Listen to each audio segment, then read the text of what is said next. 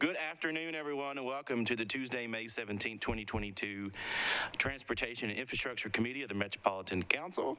I am seeing council members Young, Allen, Bradford, Cash, Evans, Gamble, Nash, and O'Connell present, so we do have a quorum. And we have many items that will be on the consent agenda, and so we will go through those and very quickly. Holler, raise your hand if there's anything you would like to remove from the consent agenda. RS 2022-1519, RS 2022-1536, 1537, 1539. Bills on, I take that back. I'm going to pull 1536, actually. BL 2022-1189, 1235, 1236, 1237, 1238, 1239, 1240, 1241, 1242, 1243, 1244, 1245, and 1246. A lot of sanitary sewer manholes. Anything to be pulled from consent? Going once. All right. I will now read all of those lovely captions.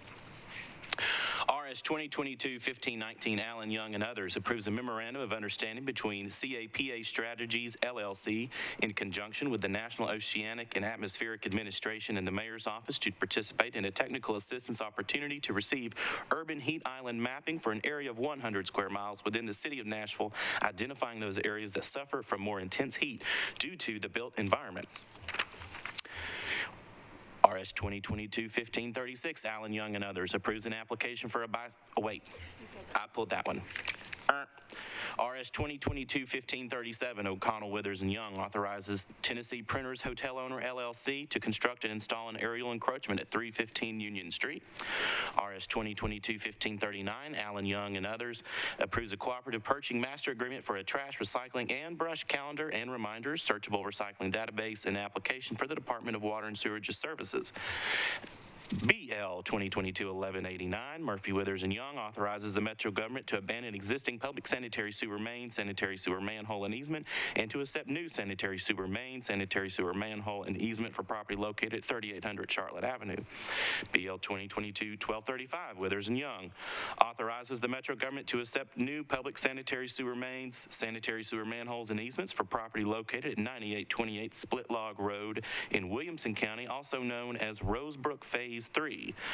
BL 2022-1236, Taylor, Withers, and Young authorizes Metro government to abandon existing public water mains and to accept new public water mains and fire hydrant assemblies for property located at 39th Avenue North Unnumbered.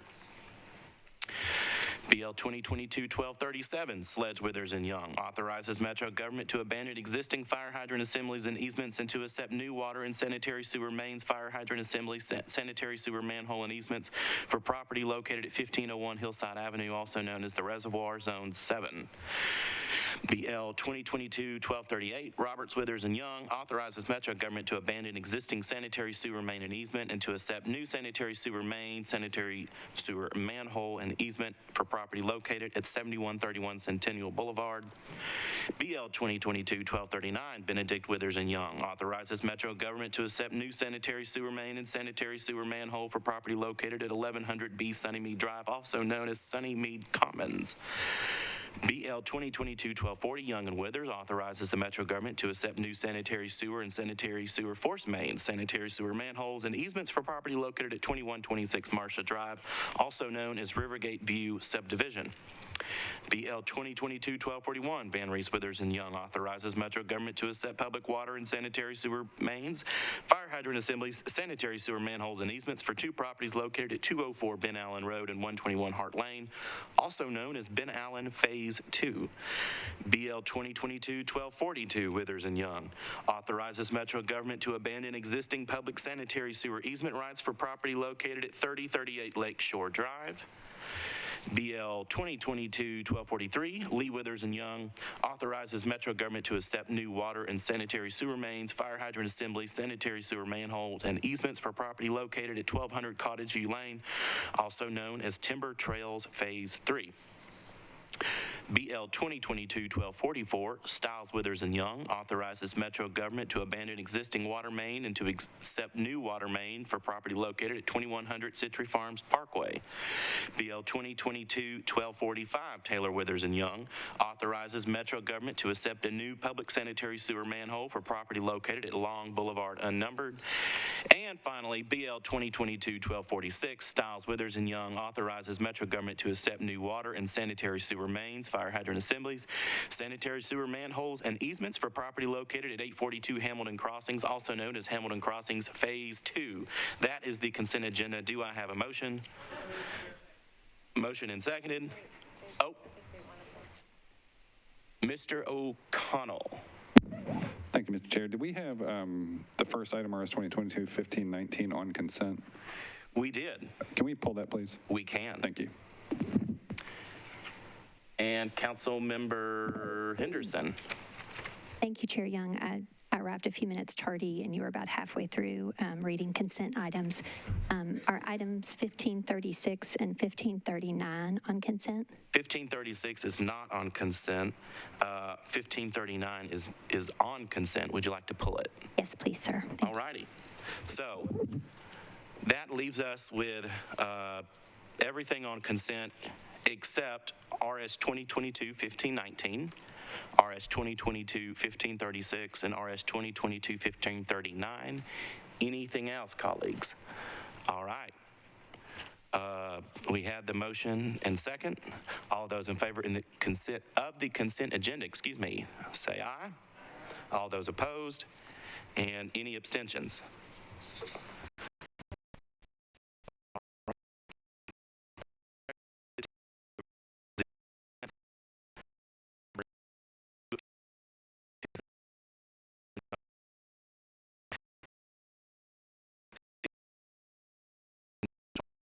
Oceanic and Atmospheric Administration in the Mayor's Office to participate in a technical assistance opportunity to receive urban heat island mapping for an area of 100 square miles within the city of Nashville, identifying those areas that suffer from more intense heat due to the built environment.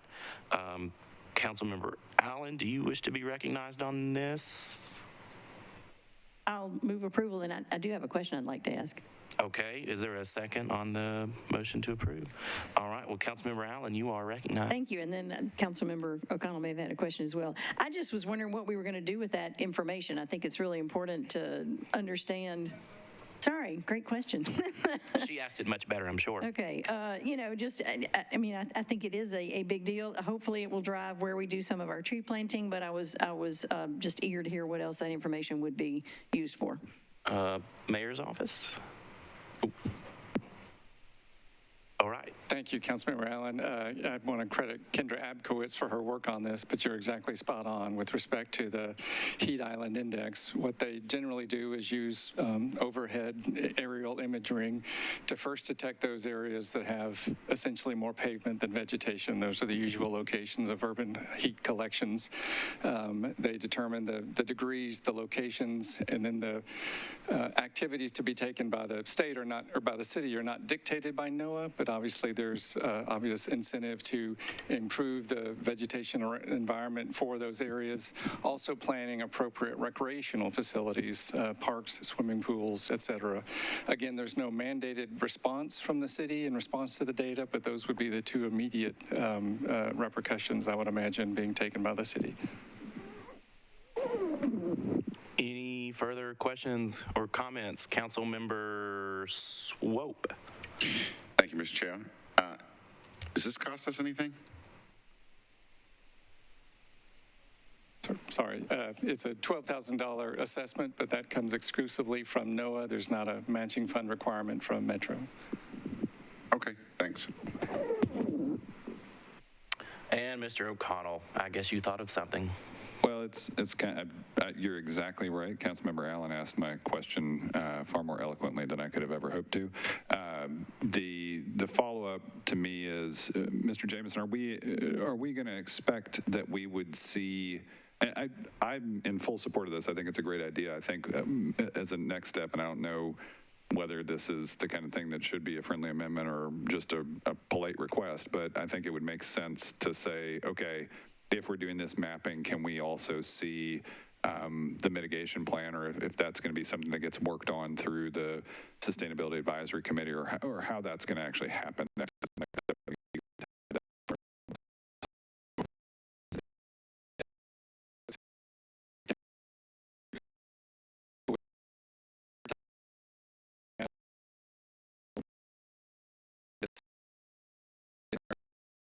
Advance of the results to suggest, and I will ask her to submit that to the council. That's perfect. Thank you, Mr. Chair. Councilmember Henderson. Thank you, Chair. For Mr. Jamison as well, I know that urban heat island mapping is informing or has informed Route Nashville tree plantings, whether on private property or in public parks with other tree partners. But I wanted to ask specifically to Councilman O'Connell's point by way of follow-up, if we also consider the merits of street trees and trees as traffic calming. I know in Councilman O'Connell's district, they've done some chicane tree wells, so where literally the trees are traffic calming.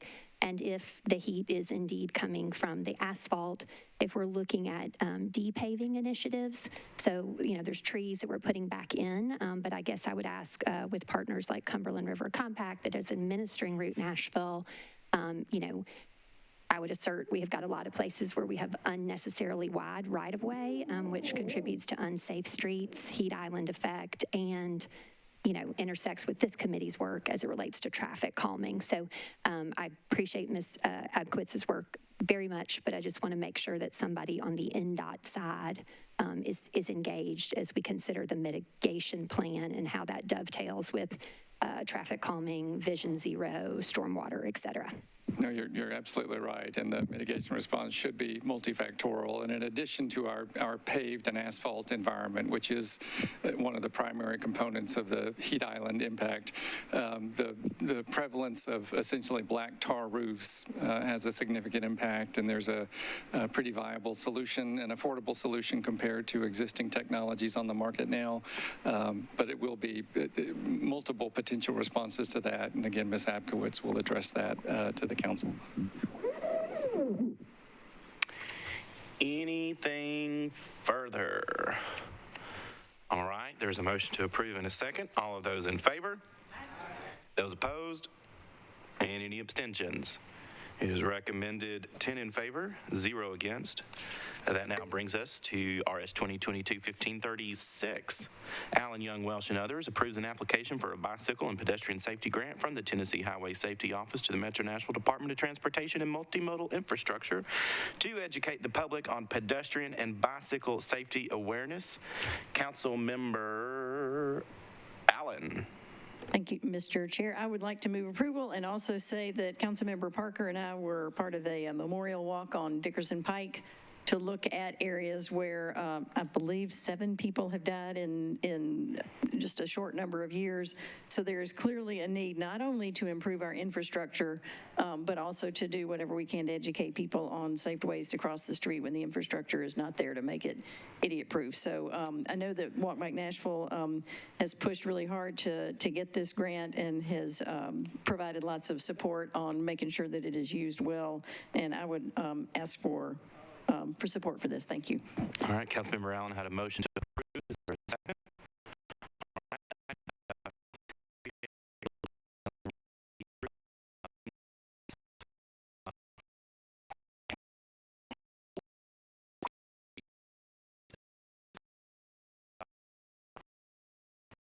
The WeGo bus to our meeting this afternoon, including myself. And when boarding the bus, I thought, oh, wait, this might be a little difficult on my way home, crossing Gallatin Road at night, or at any time, because we are still working on getting some safe crossings and also knowing how am I going to safely cross. I thought maybe I'd stop at the Krispy Kreme, but I looked and they close at 7, so I don't think I'll make it in time. And on that note, Councilmember Henderson, you're recognized. Thank you, Chair. I just wanted to inquire with NDOT, please, and I appreciate that Walk Bike is a partner on this, and as such, I would imagine that we are balancing appropriately whom we are educating. I get a little uncomfortable when we spend a lot of time trying to tell people how to walk and how to cross the street and tell people how to cycle.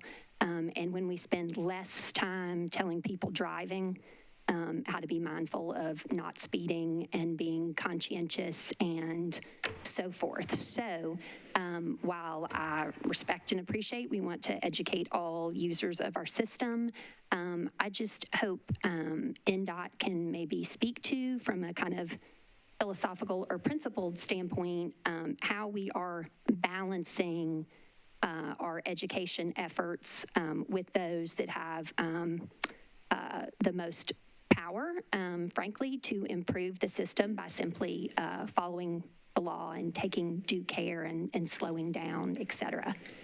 So if somebody from NDOT could speak to that, please. Excellent points, and I see Director Hallercone has approached the mic. Welcome, and the floor is yours. Thank you very much. Good afternoon, and thank you for that question. So Vision Zero is an initiative that we've been working very much on. We actually will be meeting with the task force the first week of June to go over the implementation plan. And in the implementation plan, we have laid out a marketing campaign that focuses on all the modes and how to appropriately make folks aware of their driving behavior, of their appropriate, what I refer to as the rules of the road, whether you're a driver, walker, biker. It'll be focusing on all of that and how everyone should be behaving and participating on the roadway. So that's going to be something that we'll be introducing back to the task force in the first week of June. Then we will bring that, the implementation plan, forward to this committee for consideration, and then forward to council for adoption of the Vision Zero plan, as well as implementation plan. And also, we would like to ask for a pledge that we are truly going to be a Vision Zero to get to zero fatalities that occur on our roadways. So thank you for the question and the opportunity to speak. Councilmember Henderson. Just by way of follow-up, Director, I appreciate that. So the amount is, and I guess I would just ask from a proportionality standpoint, right? So the number of walkers and people biking relative to people driving, and again, people driving being the ones most likely to do harm. Can we speak about, this grant is X, or your budget for education is X, and how much we are spending specifically speaking to people driving? I concur. We're all users of the system, yes, but I really think our investment is best spent with those who can do the most harm. I'm not disagreeing with you at all. So this is a fund that allows us to add to the overall marketing and educational campaign that we will be actually moving forward with. We have in the budget $1 million that will go toward the education and marketing campaign. This will include us going out for an RFP to hire a company to help us, also to brand and as well as really market where we are having our high injury network crashes occurring, and also what is the cause of the crashes. So we'll be focusing on all of that. I do not at this time have a breakdown of how much is being spent on everything, but when we move forward with the implementation plan, I will be able to have a better idea of that, and as well as when we actually bring on the marketing company, we'll be able to dig into that even further. Thank you. Councilmember O'Connell. Thank you, Mr. Chair. I appreciate the discussion on this because I think it's really important as we think about the ways to increase safety. And in years of working on this particular issue, the one thing that remains true is that better than any education campaign is better infrastructure. Secretary Buttigieg, our Secretary of Transportation, actually just announced today a Safe Streets and Roads for All grant program. There, it looks like in the way the grant program is structured, there is an opportunity to develop or update a comprehensive safety action plan. I hope that as we prepare our own application for the grants that Nashville would be eligible for, we are focused on infrastructure delivery more so than we are in education. And I mean, I don't oppose this, but the faster we can move on delivering safer infrastructure, the better off all Nashvillians will be as we continue to fight a challenge of too many pedestrian deaths. Thank you. Director, do you have anything to add on that? Thank you, sir. Yes, sir. There is a large component of our funding dollars, and we are actually going to be seeking that grant as well to help us focus in on our high injury networks. Most of our high injury networks, as part of Vision Zero and where the crash is occurring, are actually on state pikes. So the grant application will help us be able to focus more in on those, because that's really where we want to target, and also how we can better provide support to the transit operations, because a lot of our crashes we're finding are, from the pedestrian perspective, are related to transit. So we want to make sure that connectivity happens as well. So it's going to be very comprehensive and very holistic, and we are actually going after that. We can actually apply for up to $30 million, and we plan on going for that $30 million. Thank you. Anyone else? Going once. All right. There's been a motion to approve and a second of RS 2022-1536. Is there, or all those in favor? And those opposed? Any abstentions? It is recommended for approval.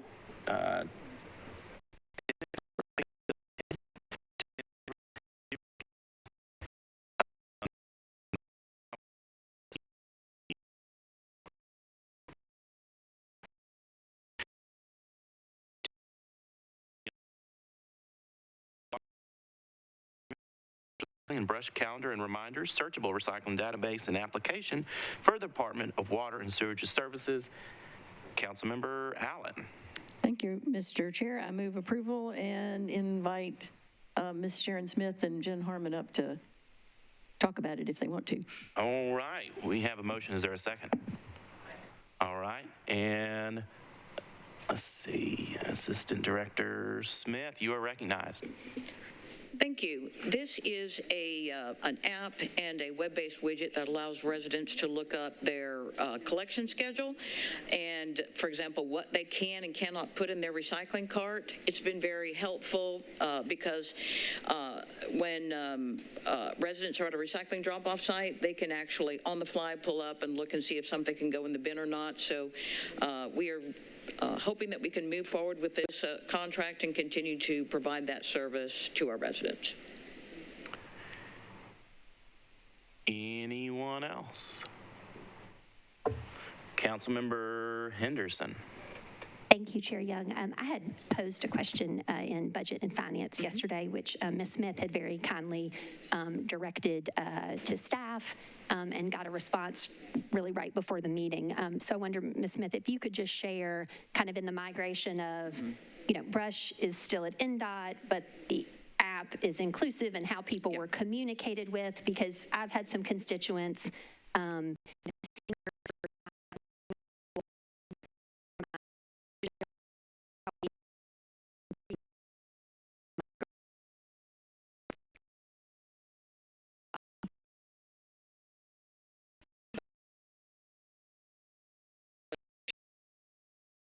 Great, thank you.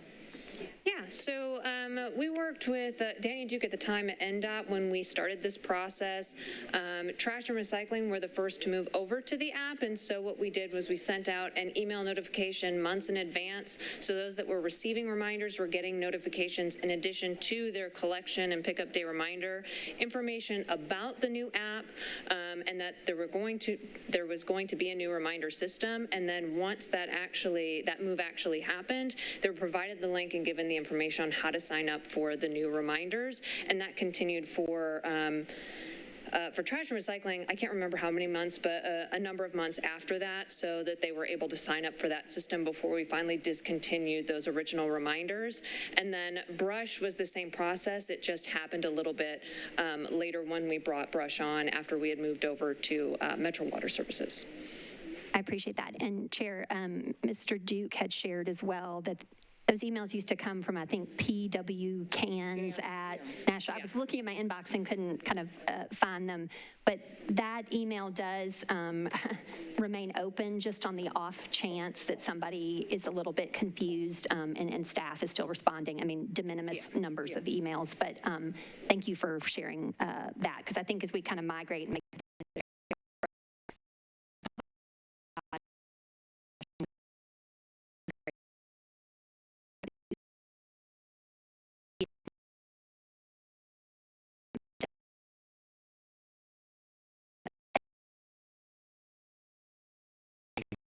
And Councilmember Swope.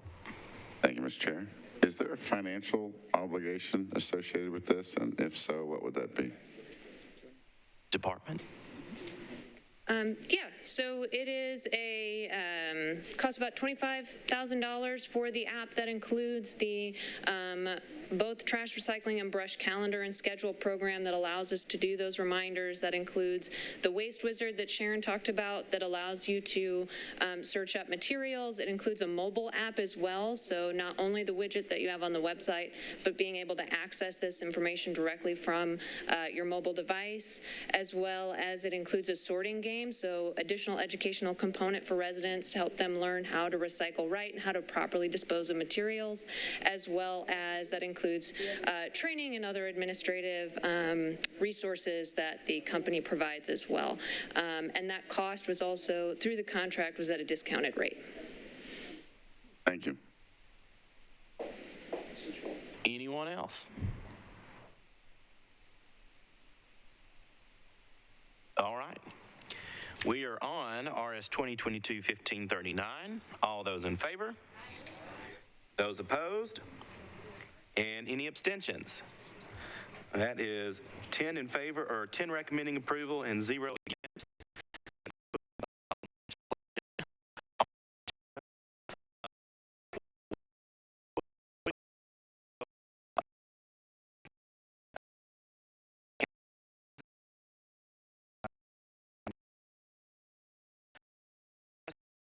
And I'm curious, the members of the committee that rode a bus, who rode a bus, raise your hand.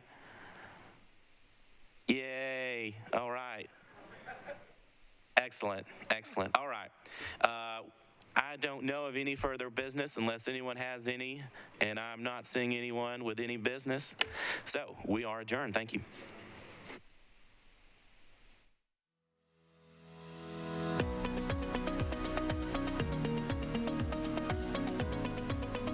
This has been a service of the Metro Nashville Network. If you would like to see this presentation again, or for more information on this and other programs, visit nashville.gov.